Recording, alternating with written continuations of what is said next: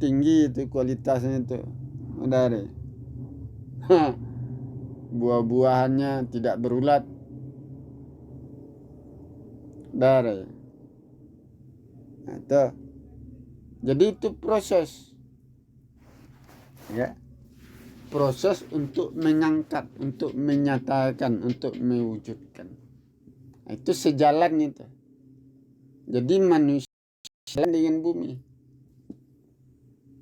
Manusia membutuhkan bumi untuk mengangkatnya, untuk menyatakan dirinya. Kalau bumi tidak ada, bagaimana? Tidak bisa dinyatakan, tidak bisa dikasarkan. Manusia tidak bisa diluruskan, tidak bisa disempurnakan apabila bumi tidak ada. Nah, jadi Adam diciptakan di mana? Untuk mengkasarkan tubuh Adam sehingga Adam bisa berdiri itu dengan bumi ini. Jadi Adam tidak diciptakan di luar langit dan bumi, atau Adam tidak diciptakan sebelum langit dan bumi ada. Adam diciptakan setelah langit dan bumi ada. Adam diciptakan di dalam itu wilayah langit dan bumi. Udah. Ya, karena untuk mengkasarkan Adam, untuk menyatakan Adam, untuk mewujudkan dirinya dibutuhkan bumi. Jadi Adam tidak turun dari atas. Ya, turun dari langit, ya, turun ke bawah. Bukan. Tidak ada. Ya. Adam munculnya di sini. Di bumi. Muncul. Mewujud. Nah, proses alam itulah yang mengangkat, yang mewujudkannya, yang menyatakannya.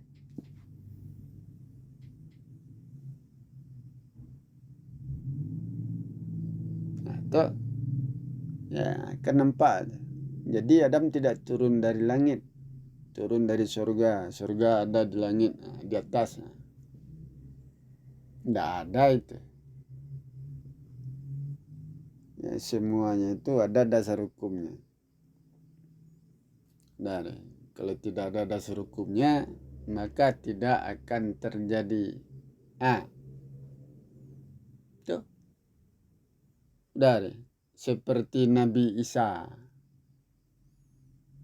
Nah, untuk mengangkat Nabi Isa, menyatakan tubuhnya, mewujudkan dirinya, itu melalui proses alam, melalui tanah.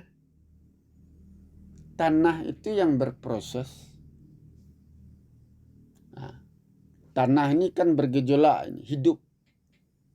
Gejolak yang ada pada tanah itu mendorong tanah itu tumbuh berkembang. Nah, gejolak yang ada pada tanah itu mendorong, mengangkat, menyatakan. Yang gaib itu dinyatakannya seperti emas. Ya, emas itu kan bukan tanah jadi emas, kan bukan. Emas itu kan barang baru, keluar dari yang gaib. Bukan tanah jadi emas, bukan.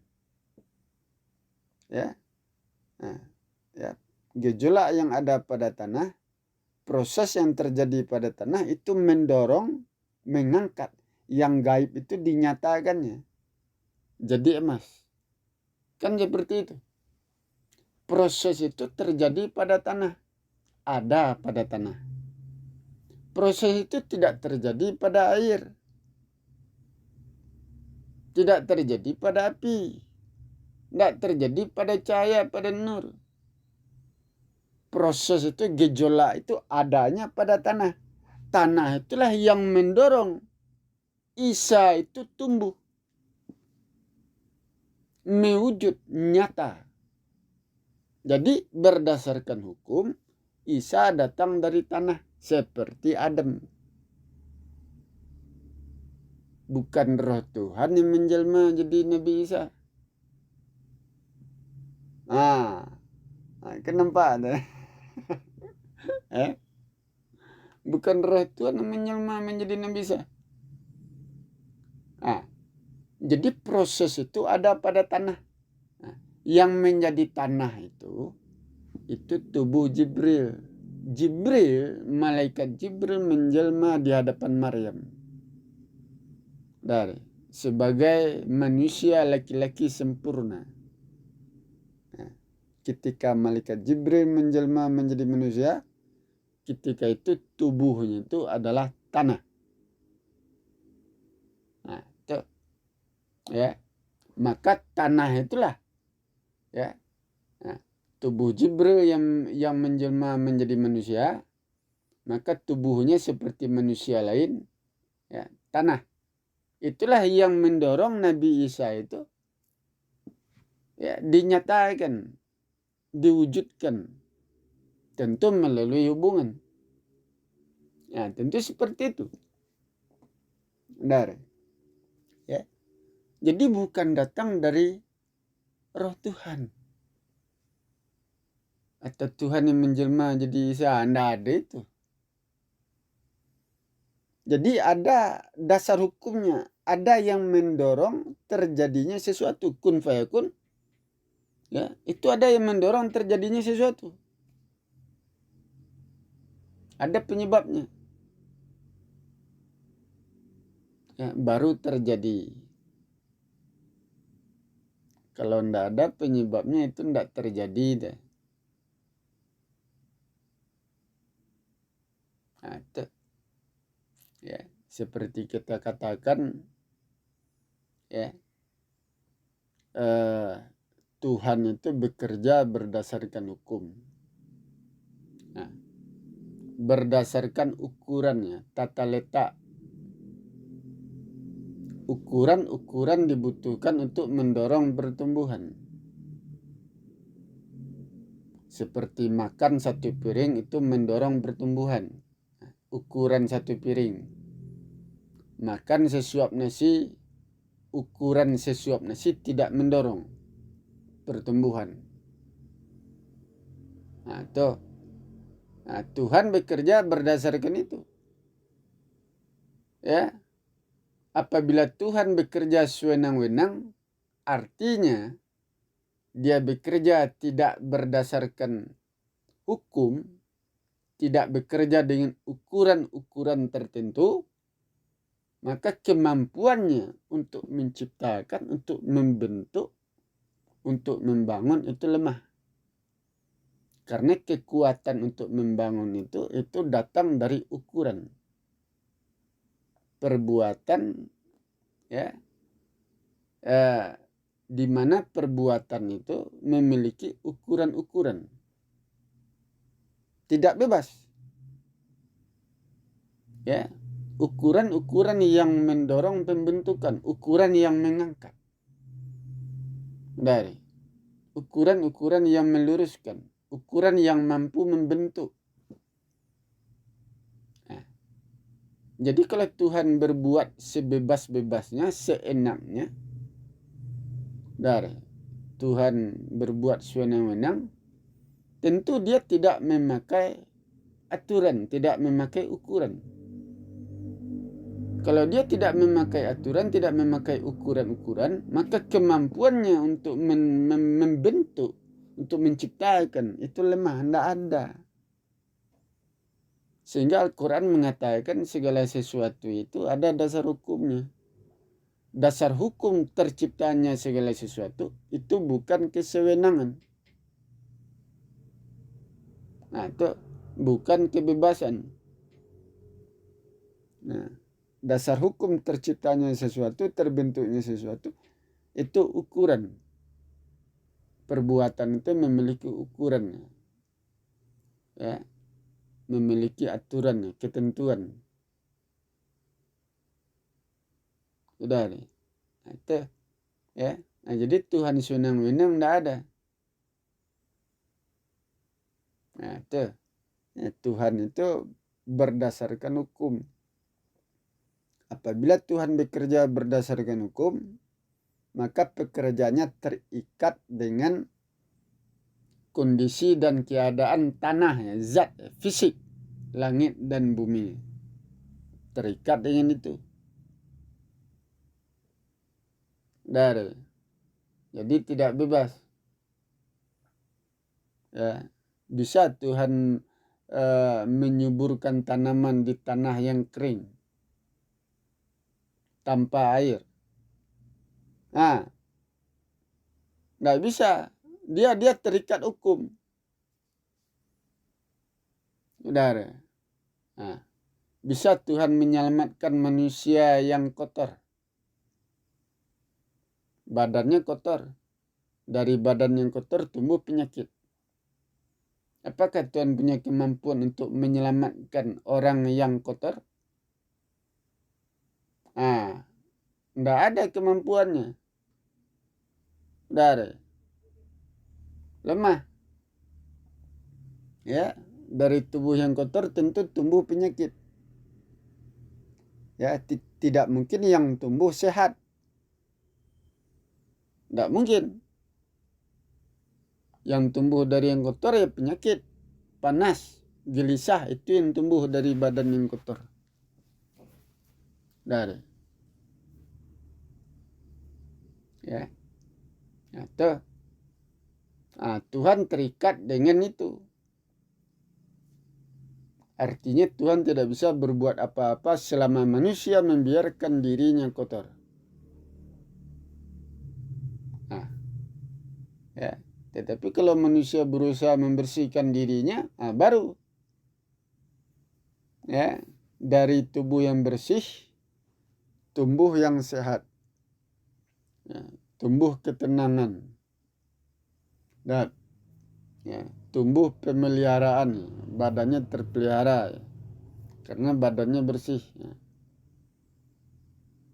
Jadi manusia dipelihara, diselamatkan dengan usahanya dalam beramal, dalam membersihkan diri. Ya, bukan Tuhan yang berusaha.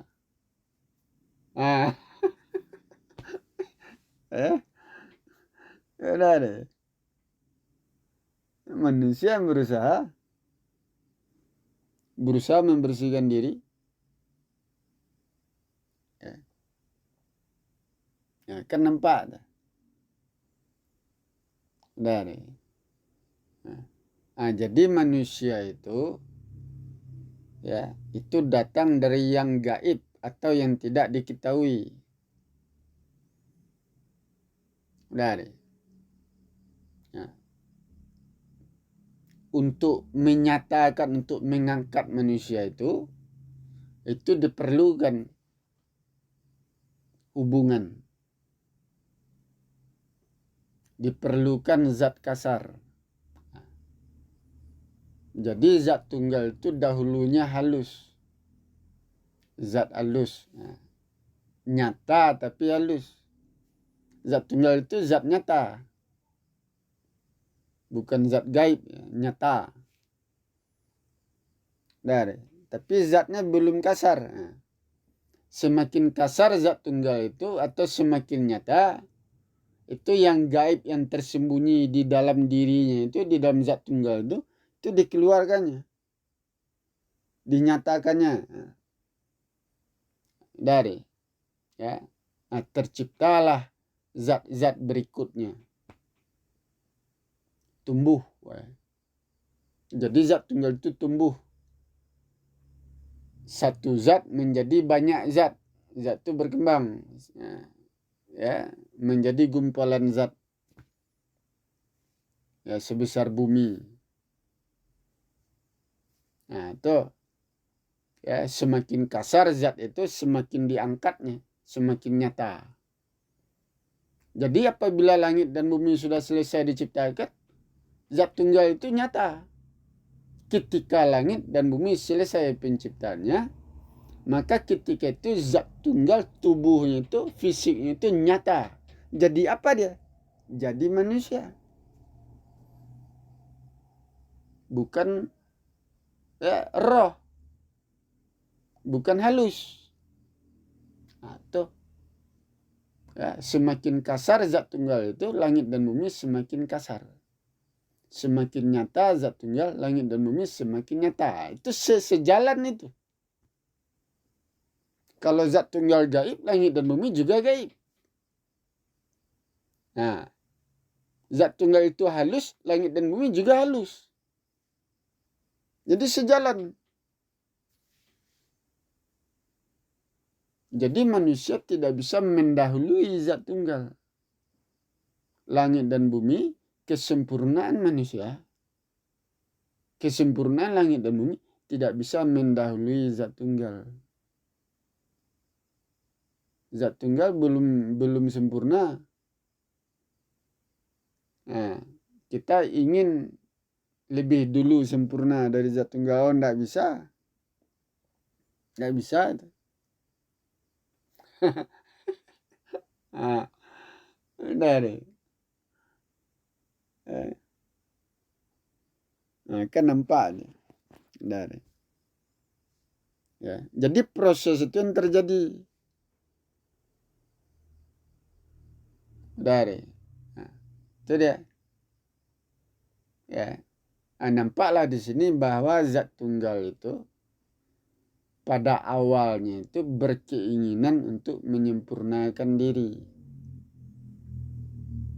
Nah, keinginan zat tunggal untuk menyempurnakan diri, keinginannya itu proses perjalanannya menyempurnakan diri, rupanya melahirkan langit dan bumi. Nah, tuh terciptalah langit dan bumi. Tercipta makhluk, tercipta manusia. Nah, itu dia. Ya. Dari. Tidak. Ya. Nah, jadi zat tunggal dia membutuhkan langit dan bumi untuk mengkasarkan dirinya. Semakin kasar langit dan bumi, zat tunggal semakin kasar. Nah, semakin kasar zat tunggal, langit dan bumi semakin kasar. Nah, itu saling terikat itu dari ikatan. Saling ikat mengikat. Ya. Semakin nyata zat tunggal, langit dan bumi semakin nyata. Semakin terbentuk langit dan bumi, zat tunggal pun semakin terbentuk. Semakin sempurna pencipta langit dan bumi, zat tunggal pun semakin sempurna pembentukan dirinya, perwujudan dirinya. Nah, tuh. Nyatanya zat tunggal itu menjadi manusia. Ya, sempurnanya itu menjadi manusia. Nah, ya, manusia sempurna itu kalau dia masuk surga. Tuh. Sempurnanya zat tunggal itu di surga. Ya, bertemu di surga, bertemu kita di surga dengan zat tunggal. Nah, di situ dia sempurnanya. Nah, itu kan proses dari. Jadi proses kehidupan langit dan bumi tidak terlepas dari kehidupan zat tunggal.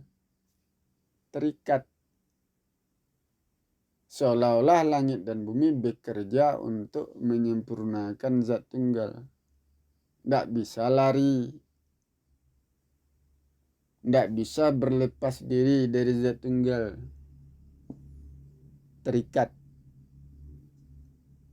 Nah, seolah-olah seperti itu.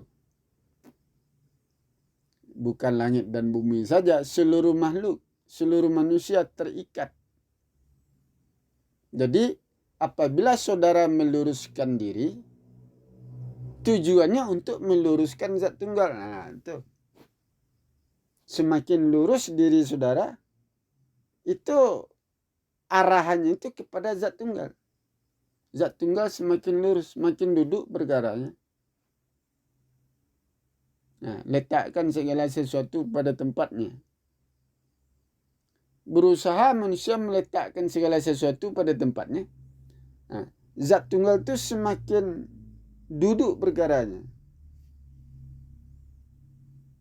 Nah, ke sana perginya, ke sana arahannya.